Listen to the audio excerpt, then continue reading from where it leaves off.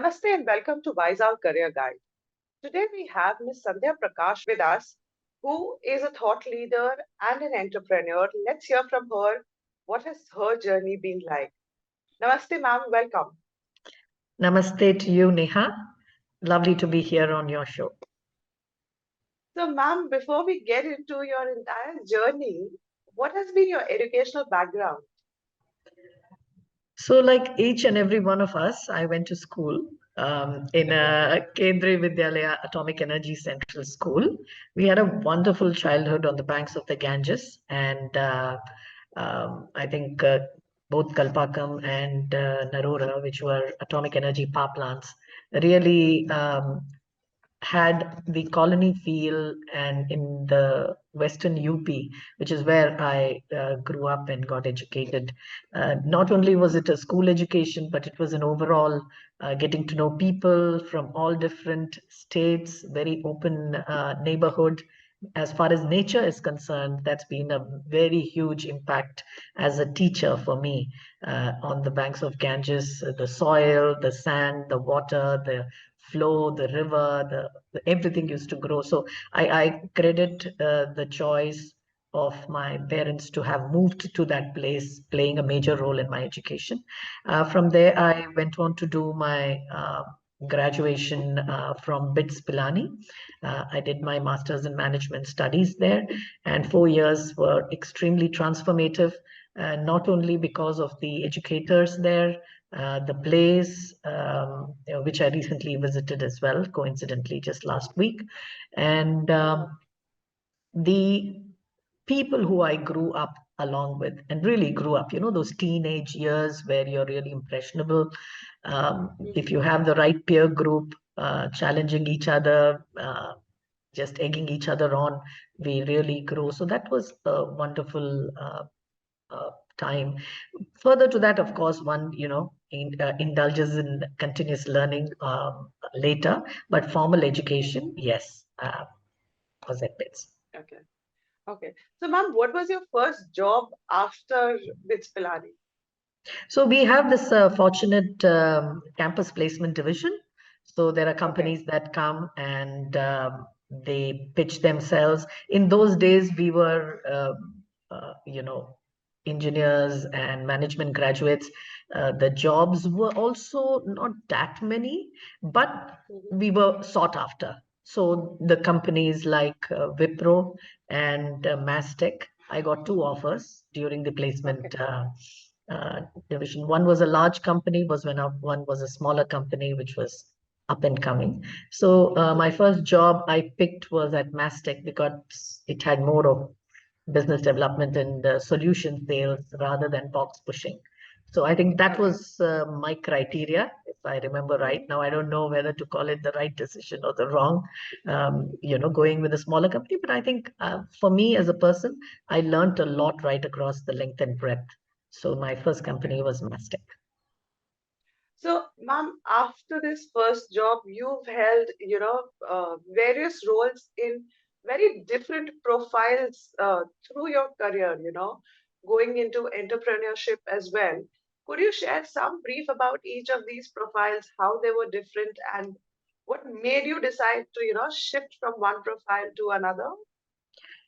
So Neha, I am a very intuitive learner, an experiential learner, and most of my decision making is probably based on intuition as much as the practical thought behind it.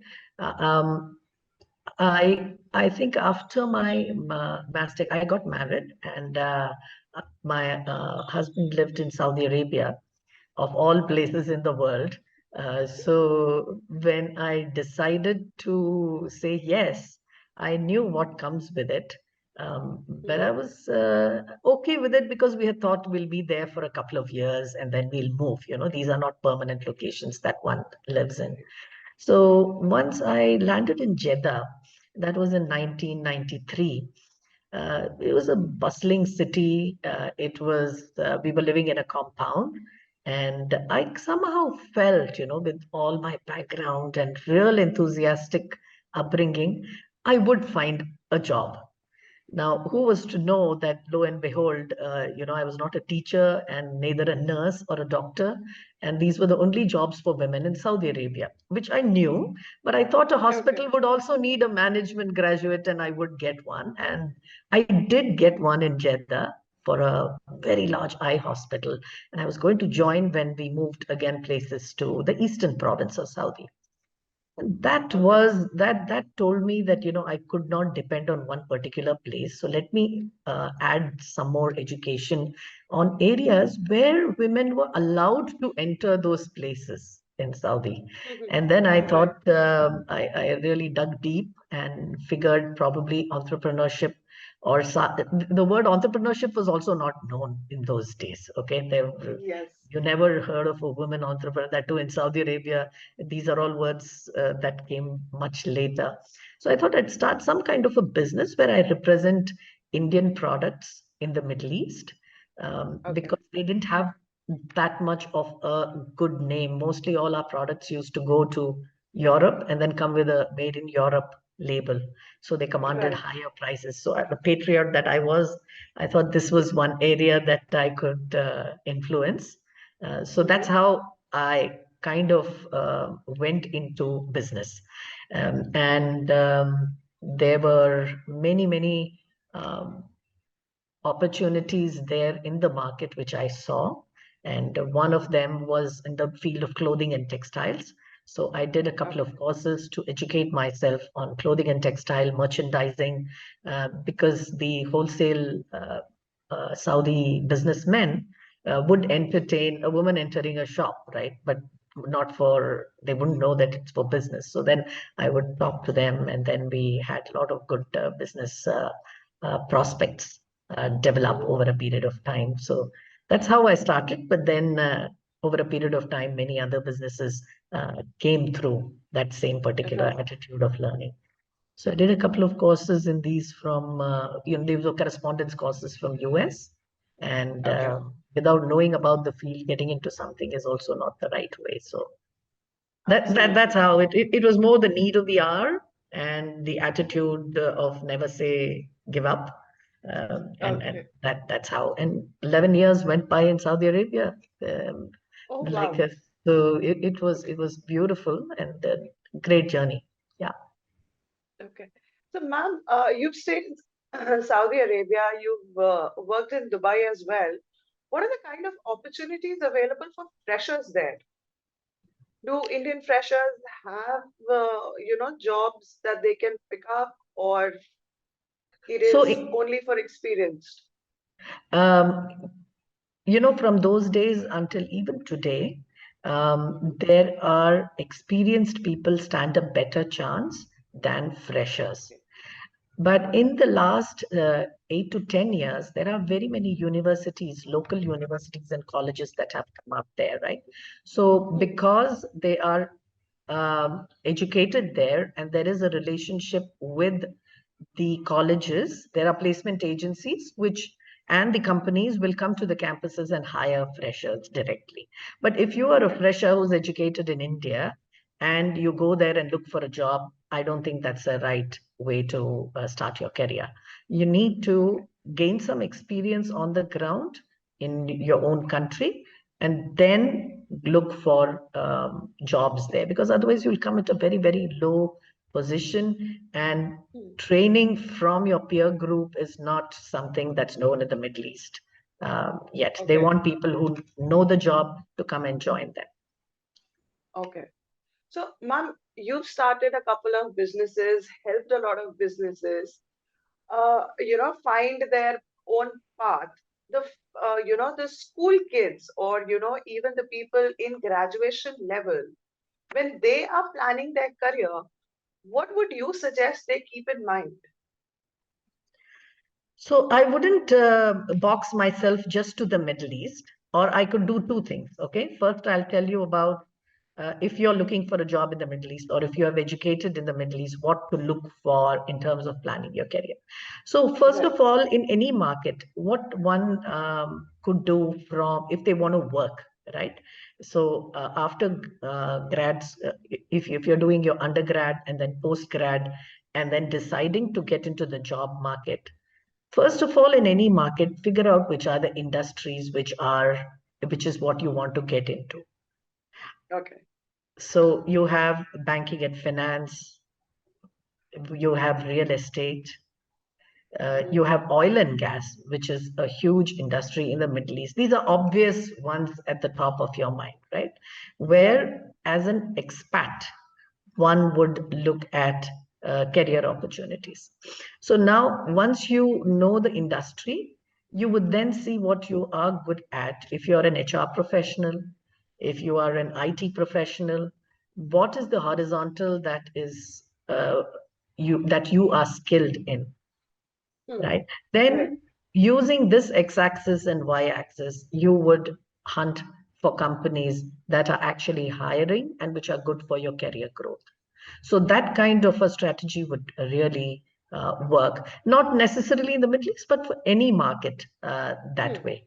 Now, in Right. this selection of industries, if you also have a functional liking for, let's say, manufacturing, okay, Right. you're a person who likes to know. If you're into chemical, let's say, there are a lot of chemical companies, right? So if chemistry was your favorite, chemical engineering is something that you come from, if you are able to functionally understand that domain, Hmm. irrespective of whatever horizontal you're from, maybe it HR or accounting or any of the other horizontals, that would definitely make for a good start. Of course, we all know Okay. we make mistakes, right? We get into a Right. particular company and then figure, oh my God, this is not something I like. This is not the job I Right. like. Then you Yeah. reskill, retrain yourself. And, uh, lives. But the strategy of x-axis, y-axis with industry and horizontal plus your liking for a particular Hmm. profession would be the first step I would suggest. Okay. Ma'am, as you suggested, that we tend to make mistakes because when we're starting out, we are not very clear of what we would actually enjoy and what we wouldn't. But in the Indian scenario, if we were to look at, there is a huge pressure, of deciding your 11th, 12th subject or your graduation subject, because parents feel that if you don't make that right decision now, your career is doomed. What is your take on that? I think we should do this session for parents, right, Neha? Next time, Right, specifically with invited audience. Because today's world is not the same as what it was in the 1990s when we got into the job market. The opportunities and what is available out there is so diverse, so many fields that one you can excel in, both right. offline and online. For parents to kind of get educated on what is available out there, I think people are learning, right? They are pushing. Yes. But having said that, the pressure is tremendous on Indian kids to perform, Yeah. compared to peer parents, to show that they have been good parents compared to their peers is probably even more pressure on them. I don't know why Yes. that is so. Why we can't let the children grow as they used to. In Finland, if you must be aware that they have no exams at all till they Okay. the age of, like, I think 10 or 11, the 11th grade. They just don't have exams at all.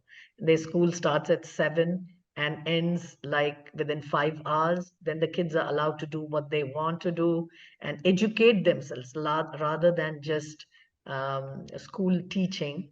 You Hmm. learn, and what is encouraged is Right. learning rather than teaching. So there are various models that are now available. But coming back Hmm. to what you asked, yes, there is tremendous pressure. It does not make sense to pressurize the children too much. But we who grew up, I personally was never pressured by my parents. Okay, so the Okay. pressure came from myself. It was my desire to excel, my desire to compete and do the best when I was growing up. Hmm. Then at some point, I realized there's no point competing and excelling in everything.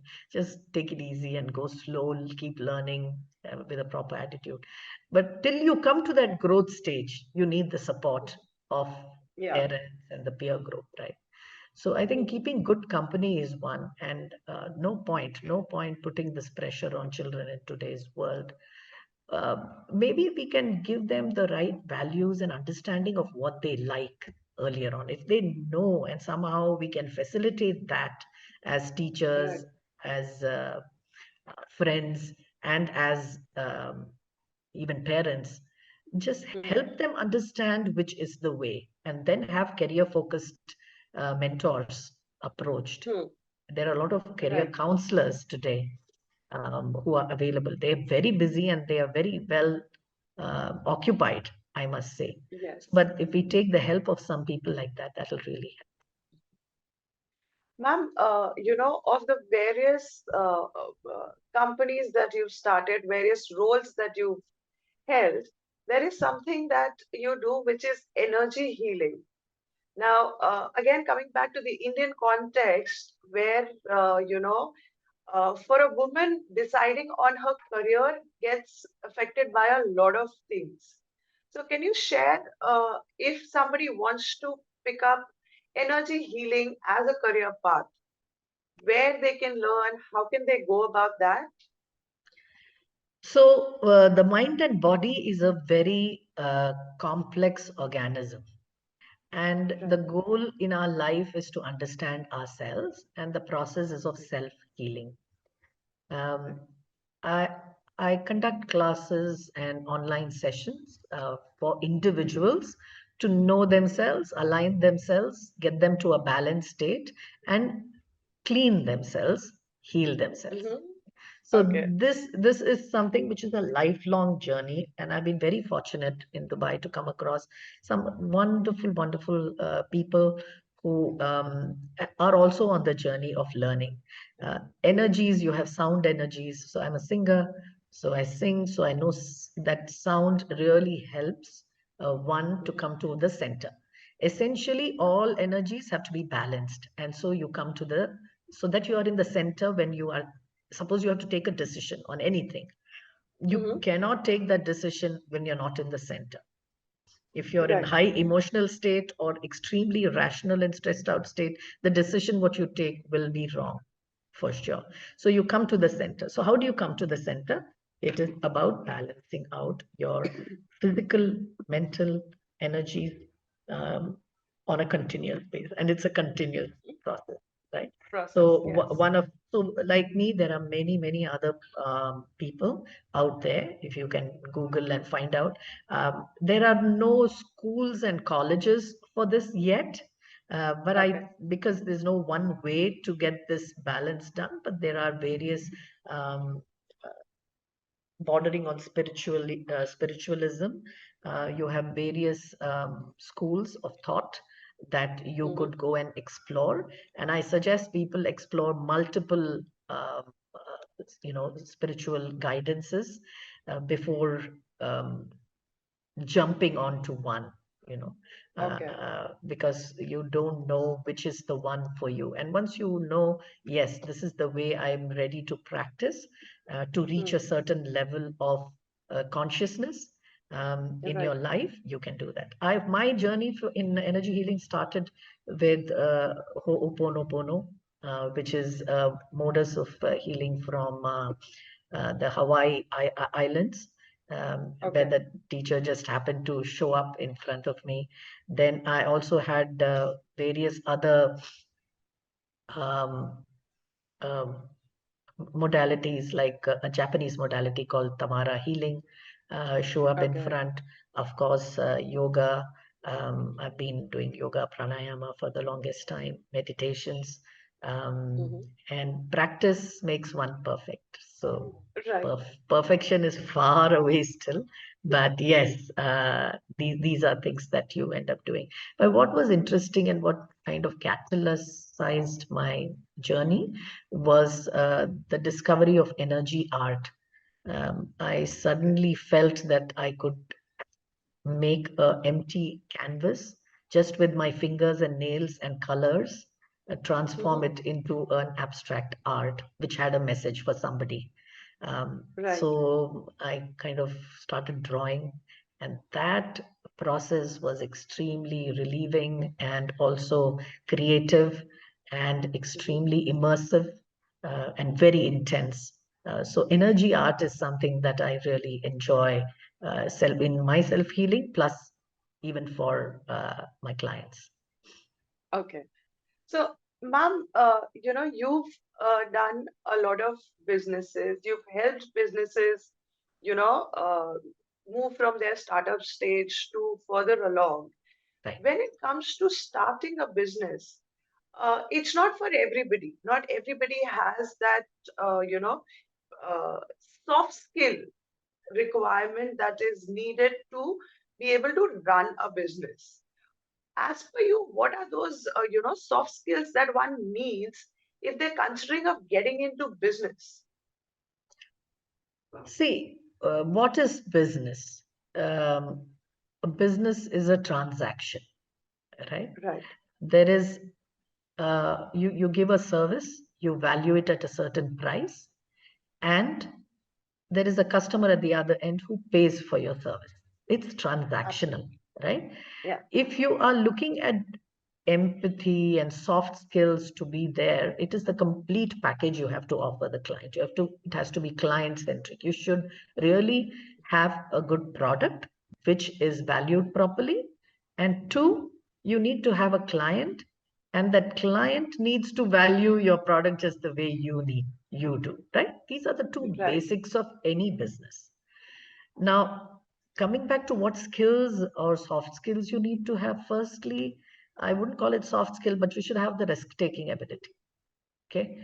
You Okay. get started on this journey of entrepreneurship or business. You are responsible for everything. There's nobody to blame. If you're working in an organization, you have a whole team. You can point fingers at the team. You can say, oh, I didn't do it, or we did it as a team, and so on and so forth. Here, it is a buck stops with you. You have to be Absolutely. very responsible, right, for everything that happens, good or bad. The second, I think, most important quality is patience and perseverance. Mhm. Okay. Uh, no business is built in a day. There is a lot of thought and dreaming and wanting and wishing and plans, um, from marketing plans to business plans that you make on the paper. But when you take that plan to implementation out there, you need patience. You know, Yeah. if you are in a job and you are, let's say, a CXO, people come Mhm. to you, right? They Right. come and they will put you on a pedestal. People come and sell you stuff. You are the boss. When you're on Right. the other side of the chair, you have to recognize that you need to have the patience to go to people and ask for business. So there comes the third most important quality is humility. Without Okay. that, you will not be able to pitch yourself. If you go there on a high horse and say, you know what, I've made this fantastic product and you need it. I tell you, you need it. You're not able to convince a person to sell. So business begins with sales, ends with sales. You have revenues in Right. the company. So for Yeah. that, you need to be really committed to being sure of your product, have the humility to change your business strategy if the market is not accepting it. So I think these three qualities would let you know. Basically, humility as the last. Hmm. The second one, which Okay. I said, was patience and perseverance. And first, Hmm. the risk taking ability. Okay. And ma'am, apart from this, we hear there are so many venture capitalists available, so many success stories Yeah. about, people getting into business and making it big. But, when you're deciding, let's say to, okay, I don't want to do a job, I want to be a entrepreneur. What are the things that you should consider before you decide, okay, I want to get into this business or, XYZ, whichever business you're deciding? What are the factors one should consider? The pros and cons that we do, what should be the basis of that? So the basis of starting any startup um, Mhm. is a problem statement a clear problem statement that exists, Hmm. and you have a solution to solve that problem, Okay.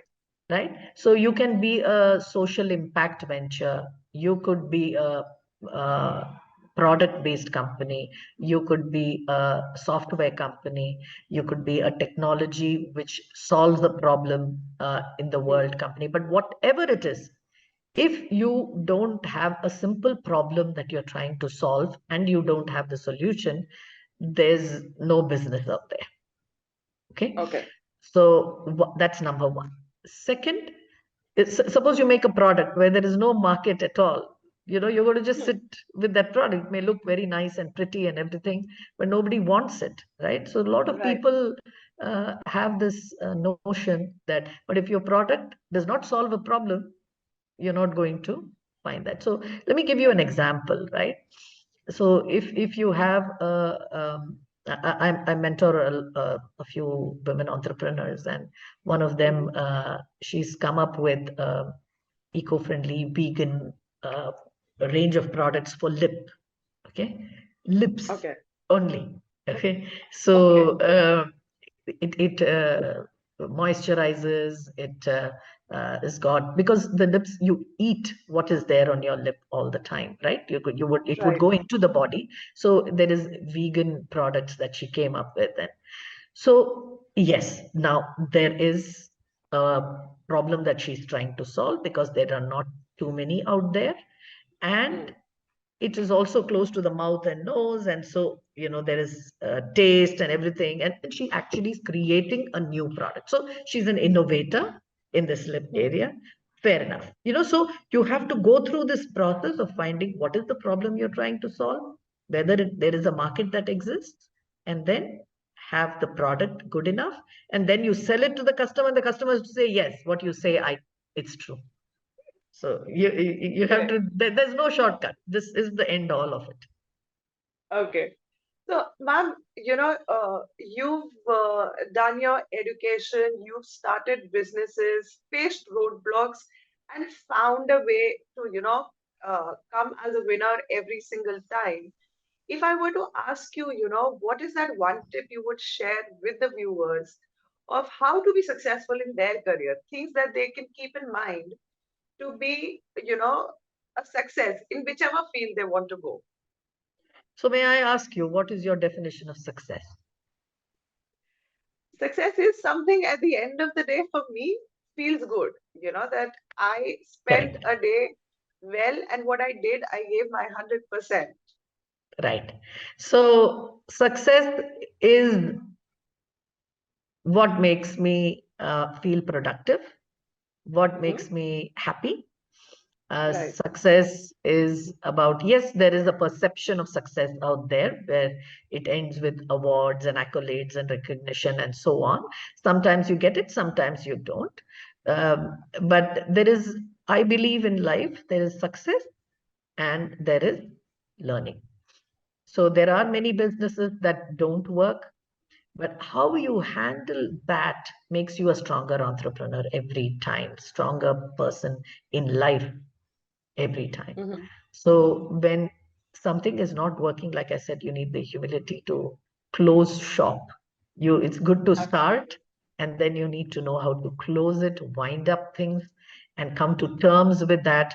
So coming back to that one thing that Mhm. makes you a successful person is whatever you do, at the end of the day, you sleep well. Okay. Right. You should be able to put your head on the bed and go after sleep. Wake up in the morning full of energy Yeah. and get on with the day. As long as your dopamine is self generated and you are continuously doing something, I think you will be a Hmm. very, very successful person in life. Okay. Thank you, ma'am, so much for sharing your journey and your thoughts with us today. Thank you. You're most welcome. You're most welcome, Neha. It was a pleasure talking to you. And I hope we have more deep dives in the future. Definitely. I look forward to it, ma'am. Thank you. Thank you. So that was Miss Sandhya Prakash sharing with us her journey, how she started with Bits Pilani as her first choice, and then depending on the place she was, the circumstances that she faced, how she evolved in her career journey, her choice of work that she's doing, including energy healing. And as she rightly said, that it is of no use to, take that pressure on about what is it that you're going to do right now, because every year the job opportunities, the business opportunities keep adding, keep increasing. There are newer things that are coming in existence every day when it comes to various roles in companies or the various kinds of business opportunities that are available. The only thing to keep in mind is that you keep learning and you keep growing as an individual. Only then you will be able to become a successful person overall in your life. If you have any more questions that you want to ask her, do write to us in comments below and we'll get back to you. Also, do like, share, and subscribe the channel. Thank you.